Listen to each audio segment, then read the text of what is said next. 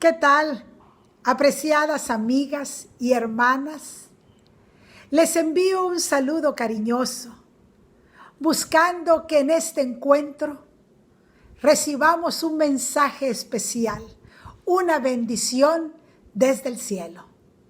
Me da gusto que podamos hacer un alto en todas nuestras actividades y permitir que Dios nos comparta un mensaje de amor y de esperanza. Cómo me da confianza saber que ante cualquier obstáculo de la vida, qué seguridad tenemos en Cristo y en su palabra. Y hoy vamos a reflexionar juntas en un tema titulado Elegidas para triunfar. Es posible que solo el título de este tema pues ya nos proyecta un significado muy positivo, muy motivador. Claro que le damos gracias a Dios porque no solo nos ha elegido, sino que también pues nos da la oportunidad de ser triunfadoras en un mundo de fracasos de pecado. ¿Qué seguridad tenemos en Él? Alguna vez escuché la frase: cuéntale a tus problemas cuán grande es tu Dios. Es muy interesante este significado, porque durante nuestra vida vivimos situaciones que nos han hecho sufrir, quizá por corto tiempo, quizá por largo tiempo, probablemente en consecuencia pues de nuestros propios errores, o quizá como consecuencia de equivocaciones de quien nosotros amamos. Nosotros conocemos el Salmo 119. El Salmo 119 es conocido como el salmo más largo de la Biblia. Es un acróstico precioso. Está dividido en las 22 letras del alfabeto hebreo. Pues tiene una riqueza literaria muy especial. Pero quiero decirles que el Salmo 119 es mucho más que eso. Miren, en 176 versículos, 171 veces, el Salmo nos dice cómo llegar a ser triunfadores en un mundo de pecado y sufrimiento. El Salmo 119 nos habla de las excelencias de Dios. Se glorifica a Dios y su palabra. Se expone la alegría y el gozo y la tranquilidad de quien tiene la palabra de Dios como su guía. Quiero invitarlas a abrir sus Biblias en el Salmo 119. Yo sé que es un salmo con preciosas declaraciones, pero quiero que nos concentremos en los versículos 103 y 104. Cuán dulces son a mi paladar tus palabras, más que la miel a mi boca. De tus mandamientos he adquirido sabiduría. He adquirido, otra versión dice, inteligencia. Por tanto, he aborrecido todo camino de mentira. Hermosas palabras. Fíjense que estos dos versículos que están muy ligados en su significado, empieza primero el autor hablando de la delicia, de la dulzura que son al paladar las palabras de Dios, pero termina con palabras de aborrecimiento. Pues quiero decirles que así sucede. Cuando la palabra de Dios endulza nuestras vidas, llegamos a aborrecer todo pensamiento, toda intención, toda acción de maldad. No queremos tener ninguna relación con el pecado y el fracaso. De eso se trata, ser elegidas para triunfar. La palabra de Dios continúa en el Salmo 119, 105, un versículo muy conocido para nosotros, porque eso es la palabra de Dios, una lámpara a nuestros pies y una lumbrera a nuestro camino. Nos guía por el camino de la seguridad, el camino de la certeza y el camino del compromiso con la santidad. Qué poderosa es la palabra de Dios. Hemos escuchado muchas experiencias de personas que una vez que conocieron la palabra de Dios, su vida fue transformada. Y es que el corazón humano es transformado. Y lo que antes no tenía ningún valor se convierte en un deleite para nuestro corazón, para nuestra vida. Los preceptos, la guía de la Biblia se convierte en nuestro alimento diario. Por eso vamos a poder decir, como dijo el salmista: oh, cuánto amo yo tu ley, en ella medito de día y de noche. Los invito a abrir la Biblia. Vamos a buscar en ella y vamos a encontrar una interesante historia que nos va a mostrar el valor, el poder de la palabra de Dios. Abramos nuestra Biblia en el Evangelio según San Lucas, en el capítulo 13. Yo voy a dar lectura a partir del versículo 10. Quiero que me sigan. Enseñaba Jesús en una sinagoga en el día de reposo. ¡Qué privilegio! Escuchar a Jesús enseñar en forma presencial. Lo imagino involucrado en la dinámica de dar instrucciones a todos los presentes. Pues era un sábado y allí estaba. Y había allí una mujer que desde hacía 18 años tenía espíritu de enfermedad y andaba encorvada y en ninguna manera se podía enderezar. Cuando Jesús la vio, la llamó y le dijo con sus palabras: mujer, eres libre de tu enfermedad. Y puso las manos sobre ella, y ella se enderezó y luego glorificaba a Dios. La Biblia dice que era un sábado. ¡Qué privilegio ir a la sinagoga con Jesús, el dador de la vida! Lo imagino de pie, mirando hacia atrás y ver hasta el fondo una dama encorvada, mirando hacia abajo. No sé exactamente cómo ella se sentía, pero sí puedo pensar que si yo hubiera estado en su lugar, creo que no me habría animado a asistir a la iglesia. A veces estamos más preocupadas por cómo me verán. No quiero pasar esa vergüenza antes de pensar en nuestra necesidad de sanidad. Estar encorvada te destina solo mirar hacia abajo. Probablemente esta mujer solo conocía los desperfectos del piso de la sinagoga. O tal vez había aprendido a identificar a cada uno de los asistentes por lo más bajo de su cuerpo, sus pies.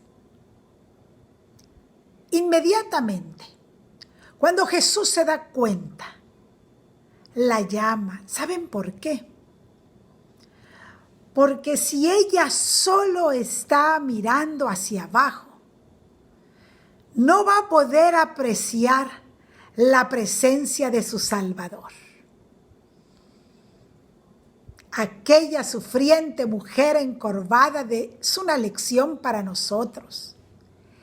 Ella llevaba 18 años asistiendo a la iglesia sin poder ver el rostro de su Dios. ¿Cuántos meses o cuántos años hemos asistido a la iglesia mirando solo para abajo, con una carga en la espalda que nos encorva, muy cansadas de frustraciones, de crítica, de sufrimiento, de mundanalidad o de pecados ocultos. Quizá todo este tiempo, todos estos meses o años, quizá solo hemos mirado los pies o los traspiés de nuestro prójimo. Una realidad que el texto señala es que ella de ninguna manera se podía enderezar. Así como aquella mujer encorvada, ninguno de nosotros tiene la manera de resolver nuestra situación de pecado. Necesitamos que Jesús esté presente en nuestros templos y en nuestras vidas. Es valioso considerar que cuando Jesús la vio, Él mismo la llamó. No sabemos si estaba cerca de Él o lejos de Él, la Biblia no lo registra. Pero es muy probable que para los otros asistentes su presencia era molesta, o en el peor de los casos, la habían ignorado y ella era como una asistente invisible. No hace mucho se hizo un experimento social. En medio de una plaza pública, se puso a un niño de edad muy temprana, solo, muy bien vestido, con ropa fina, muy bien peinadito, de muy hermosa presencia. Y varias personas se detuvieron a tratar de ayudarlo. Horas después, se colocó el mismo niño, todo sucio, con ropas raídas, con su carita manchada, despeinadito, desaliñado. Y quiero decirles que ninguno de los transeúntes se detuvo a tratar de ayudarlo. Tristemente, todos lo ignoraron. Pero sin nuestra triste condición, el sufrimiento, soledad, otros la ignoran, quiero decirles que Jesús nunca lo hace. Su bondadoso corazón fue conmovido al ver el dolor de aquella mujer. Jesús siempre está atento a establecer conexiones con los desesperanzados, con los que tienen cargas que solo les permiten ver hacia abajo. A eso vino Jesús a nosotros. Tiene una inclinación profunda y amorosa por el que sufre. Este encuentro de salvación tiene varios elementos únicos. Jesús la vio, la llamó, habló con ella, le dijo que era sana y no solo eso, la tocó con sus manos.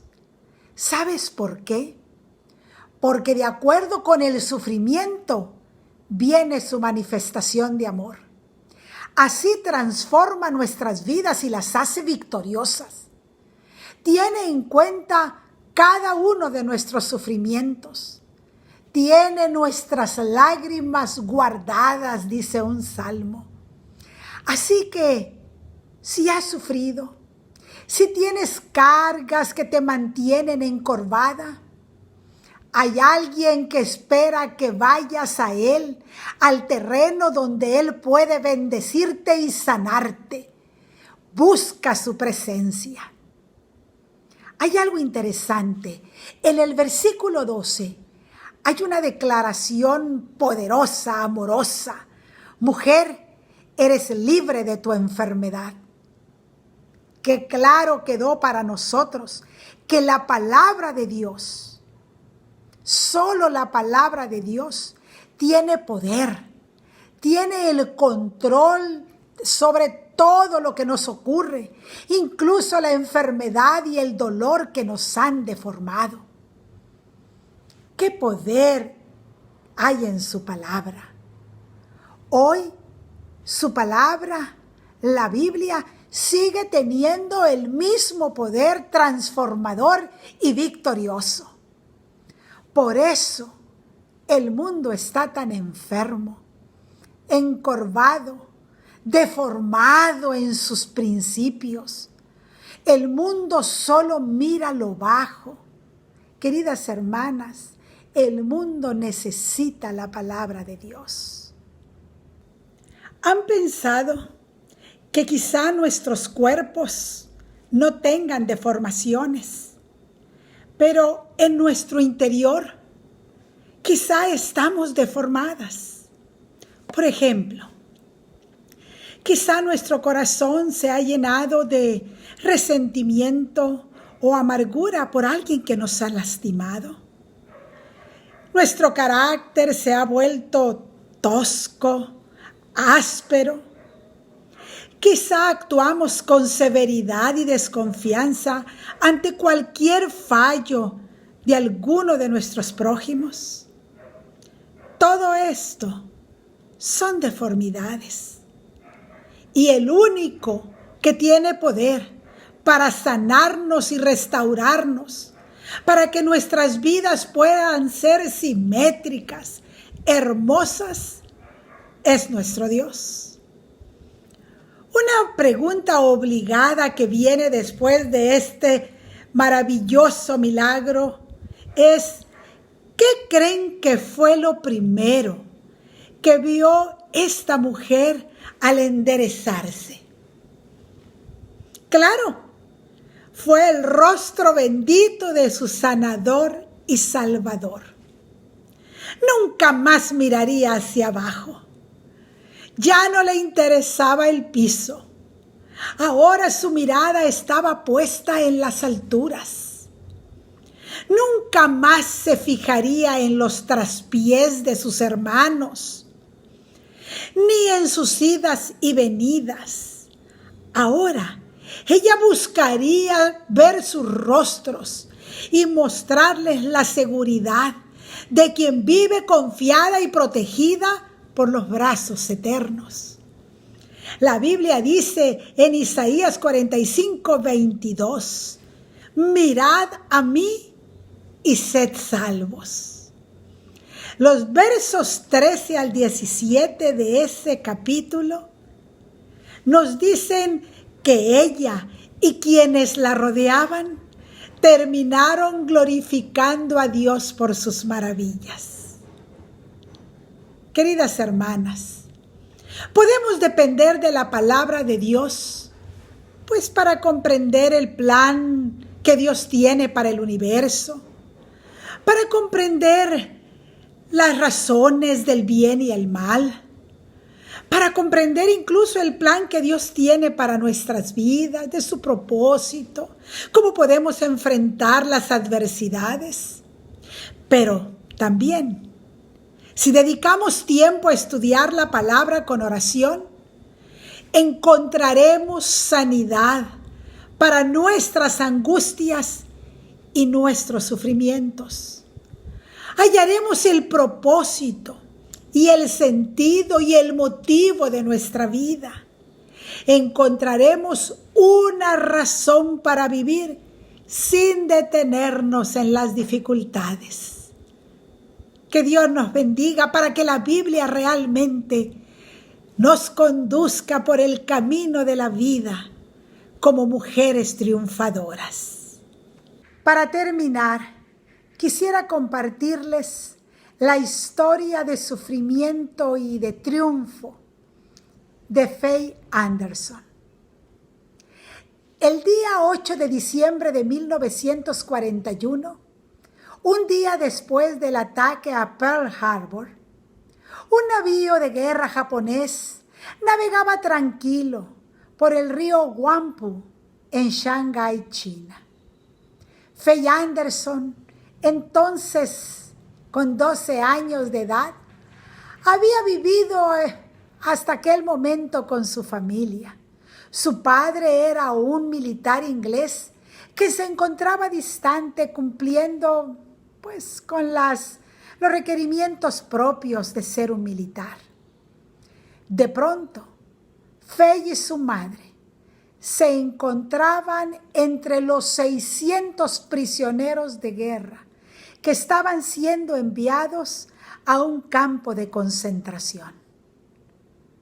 Allí, junto con su madre y con otras como 60 mujeres, vivieron en condiciones muy difíciles. Ella cuenta que su madre y ella vivieron en casi un poco más de 1 metro cuadrado. Allí cumplió ella 13 años y estuvo hasta que cumplió los 16. Faye luchó mucho por encontrarle significado a la vida. Dentro de ese campo de concentración, ella veía el trato cruel de un prójimo hacia otro. Tendida en su cama bajo un mosquitero que le proporcionaba un único lugar de privacidad, ella se hacía preguntas acerca del significado de la vida, el porqué del sufrimiento, el porqué de la crueldad, el porqué de las dificultades. Vio tanta crueldad en el campo de concentración que se volvió fría y llena de amargura. Estaba airada contra Dios. Estaba resentida en su corazón. Aquella dulzura y fe de la infancia desaparecieron.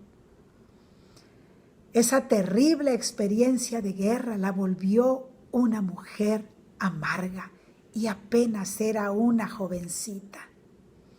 Dice que en ocasiones levantaba su vista furiosamente hacia Dios y levantando los puños le decía: ¿dónde estás, Dios mío?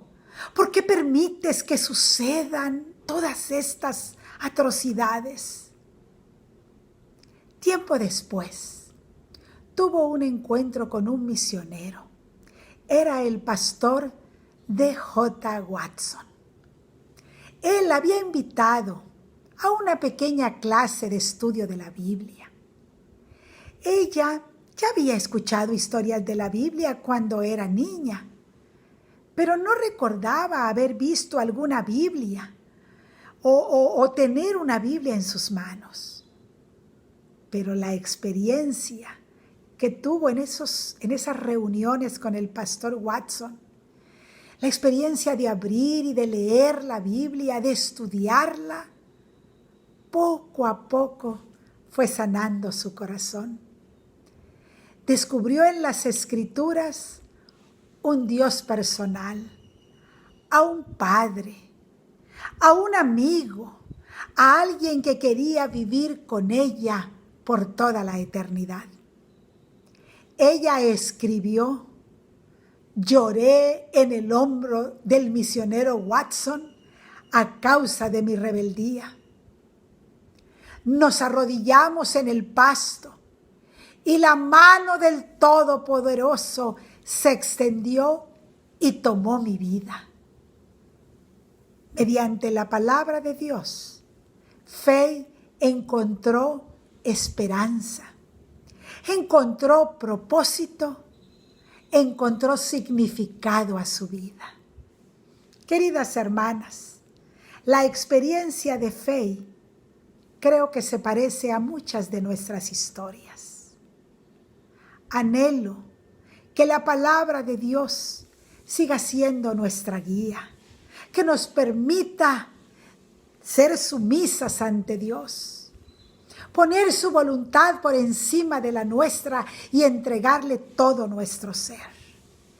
Él nos conducirá seguras hasta alcanzar el triunfo y vivir con Él por la eternidad.